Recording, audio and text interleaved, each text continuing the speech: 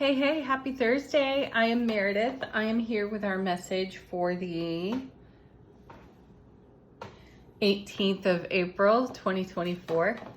We're using the Moon Tarot for our reading today. We have the Sun in Aries. The Moon is in Leo. However, it is shifting into Virgo today. Mercury's retrograde. Pluto's still hanging in Aquarius. Yeah. All right. Energy atmosphere, what's on offer to us? What are we potentially encountering today? How are we resonating with that? Our first card is King of Cups. Ooh, nice. Right out of the shuffle today, King of Cups was on the bottom of the deck yesterday along with the Queen. So we're taking action on our fulfillment here. The King of Cups brings a lot of self-mastery when it comes to our intuitive awareness and how we take action on our intuitive awareness, something that has been a very focused theme for us in recent weeks. So what I'm feeling here is that we are receiving consistent messages on repeat to keep us empowered for our vision, for our vision of our horizon, where we're headed, what we're doing, and how we're engaging in our own spiritual matrix. There's a matrix of belief, there's what I consider a matrix of programming, and then when you're in consideration of doing things differently and challenging yourself, there's a spiritual matrix that we engage in. We get far more tuned in with our soulful presence, and we take action from there. And I feel that's what this particular king is emphasizing today. Let's see what else we've got in the reading. Nine of Wands, another excellent card of action, you know. So the Nine of Wands is a card where I see us going the distance, having endurance, having fortitude, really getting introduced to just how resilient we are. And what a great card to have next to the King of Cups, taking action on our fulfillment, our dreams, our visions, the spiritual guidance we receive. So Nine of Wands is great fortitude. So engage it as you move onward in your day today. And then we have the Hanged Man. I like when this happens in the cards because, you know, here's a king full of action, full of momentum, and indicating that we're engaging the self-mastery of our intuitive gifts in this particular king. We are with great endurance, empowerment, resilience, and fortitude, continuing to take action. This is a card, this Nine of Wands is a go the distance, don't stop now, don't quit now. And then we pull or shuffle out the Hanged Man, which is pause in the action. Another thing that we've been talking a lot about here in the cards recently is allowing the divine to meet you where you are. So when the ego is quiet, when the ego is actually doing what it's qualified to do, which is to keep us safe, though it's not aggressively overshadowing everything, we are able to pause to allow. There's no need to consistently take action. So what this means is that we're using our energy wisely here. So in self-mastery, we have enough experience to know when to pause. And that's part of the action. Yeah, pausing, going into stillness, holding space, allowing, being in our Zen, in our meditative awareness, right? We allow things to unfold for our highest and greatest good. So this is us working in concert and harmony with the divine for our spiritual matrix. Nice. You know, we saw the Hierophant for a while. He was popping out left and right, which is an indication of us making changes and challenging status quo, challenging the programming and the examples we were given, we were raised with. You know, just because our well-intended peers and elders continue to do some of the same things over and over again, perhaps they do that because it works for them. Doesn't mean you have to. It's not necessarily a tradition you have to adopt and or keep, right? So when we engage our soulful presence in such a way to challenge ourselves to go the distance for our vision, for our dream, for our goals, we are breaking a mold. We're breaking out of a way of being. And we've got the spiritual power to do that all day long. And we know when to stop, when to take a breath, and recognize that is just as valuable as, excuse me, energetically moving mountains to make change. Okay, next card, Queen of Cups.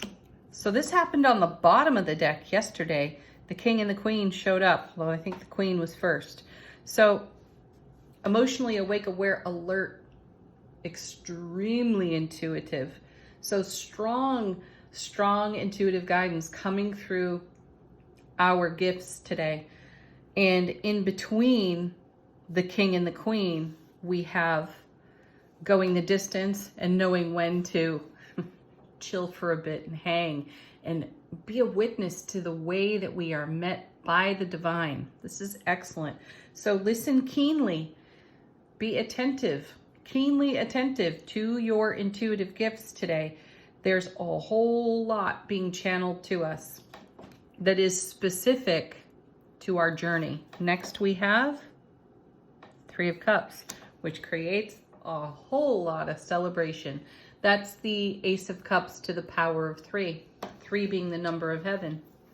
And that's what we're all about, bringing heaven to earth within our own sphere of influence on our 4 of Wands, 10 of Cups style foundation, right? So the Three of Cups brings to us the energy of the Strength card, the Justice card, and the Temperance card all at once. So we are flawlessly engaging our strength, our temperance, and our justice and or mercy. And we are leveraging that on our 9 of Wands. We are pausing to allow the divine to meet us where we are, and that's where the magic happens.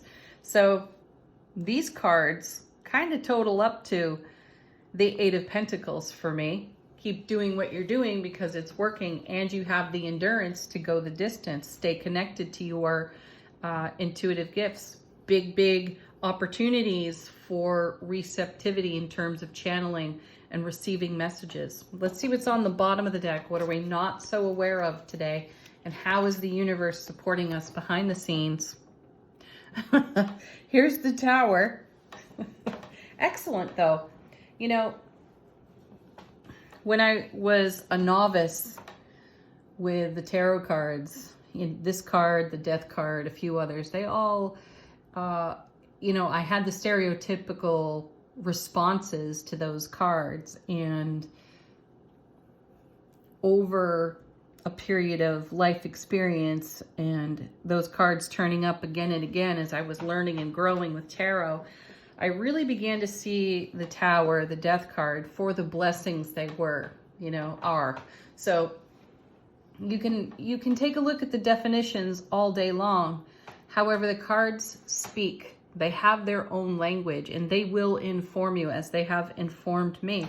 And so seeing the Tower, while it still gives a little of I'm going to keep a wary eye on that card, the Tower is indicative of great change. Now, either you are the momentum behind the change, or the multiverse is the momentum behind the change. And if you do nothing, the Tower tells you change is still coming. However, in this lineup of cards, and if you consider the recent messages that we have received consistently, the beauty of this is that we're engaged with our own Tower. How empowering is it for you to pull down a tower within your own self relationship, to recognize where you may have limited yourself or where you have outgrown something and it is no longer of service, and you recognize the comfort of familiarity and you tear the tower down anyway because you don't want to be limited. You don't want to live small. You want to live wide and broad within your sphere of influence. And this is what we have been on and on about in the cards lately. So from the bottom of the deck, we have the Tower as our first card.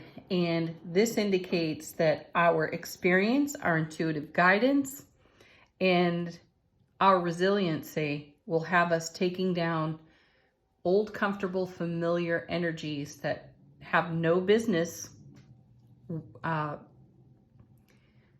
They have no business on our foundation for where we're going and what we're developing. Next, the World. How beautiful is that? This card, I think, has shown up every day this week. If not every day, then at least 3 of the 4 days this week.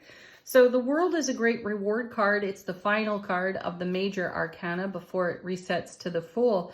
So there's a full circle moment happening here with this Tower. So I'm sensing an epiphany and a recognition that we're closer than we've realized to a fulfillment that we've been nurturing in our heart for a period of life experience. And it's the kind of fulfillment that's exquisite, that has been worth the journey. It's been worth the investment of our endurance and our fortitude. So be on the lookout for something really significant coming out of the ether for you, connected to your greater vision, your grand design, because you have surpassed your prior limitations. Ooh, you gotta love that. So this is reward of all of your prior investment, which is gonna take out a tower because it can't support what's in evolution now. And here's the Empress, the Mother of Tarot, divine feminine energy. So this is us giving birth to all of our rewards here. 3 major arcana there, by the way, off the bottom of the deck. That's a big deal. That's an energy that is here to stay for a while. Major arcana is not necessarily swift or temporary. It's more of a long-term energy, a foundational energy, if you will. Look at that. Wheel of Fortune. Again, this card's been with us quite a bit this week as well, like the World. Divine delivery system. And this is such a unique phenomenon that happens on my tarot table. I often see the Empress with the Ace of Cups or the Wheel of Fortune. So really think about this. Here's the Mother of Tarot and the divine delivery system. She is delivering a whole world of reward for all that we have invested, because we're making way for everything we've been dreaming into existence and celebration for ourselves, 3 of Cups. And we're taking down towers of limitations so that we can support this vision. Wow. Seriously, another major arcana, all major arcana off the bottom of the deck. That's incredible. We've got Temperance now. Divine alchemy has taken place, and it is being delivered to our foundation, to our sphere of influence. This is huge. This is all about manifestations coming to fruition, and not just fruition, bringing immeasurable fulfillment for us. How amazing is that? Let's move on to Angel Answers. Questions, queries, confirmations. What are you looking for?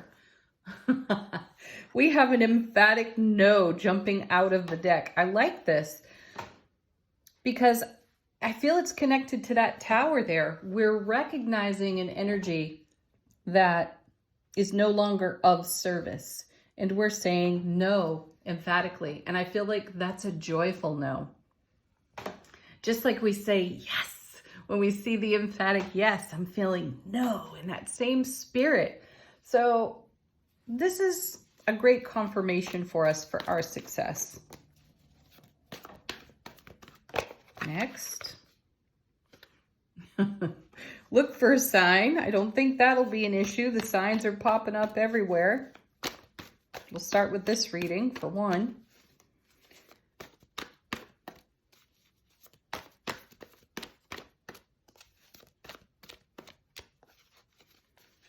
Very sweet. No need to worry. One of my faves in this deck. No need to worry at all. You know what to do if you are finding yourself worrying. All is well. Get reconnected to your heart space. This one's back again. Perfect timing. That's the allow message. That's divine timing, which has nothing to do with clocks or calendars. And then we have in the near future coming out as well. So that's confirming what I'm saying about all these major arcanas coming off the bottom of the deck. This is an energy that's here to stay for a while. Engage it, use it, leverage it, be creative with it. Have a divine conversation with the divine alchemy of temperance that's taking place. Be awake, aware, and alert and very intimate with your intuitive guidance and apply it where you need to. Next, final card. Final word on the reading from the Soul Power deck. How is our soulful presence informing our waking consciousness? Wow. That's too many. We'll take the first one off that pile that just fell out. Seriously. We get the Divine Matrix card. Holy cow. Oh, I just got goosebumps. Yes. Divine Matrix, you're it. You're engaging it, and it is producing really favorable results. So celebrate Three of Cups the heck out of that. Have a beautiful Thursday, everyone. Thank you as always for being here. Peace, love, light, joy, happiness, laughter. Namaste.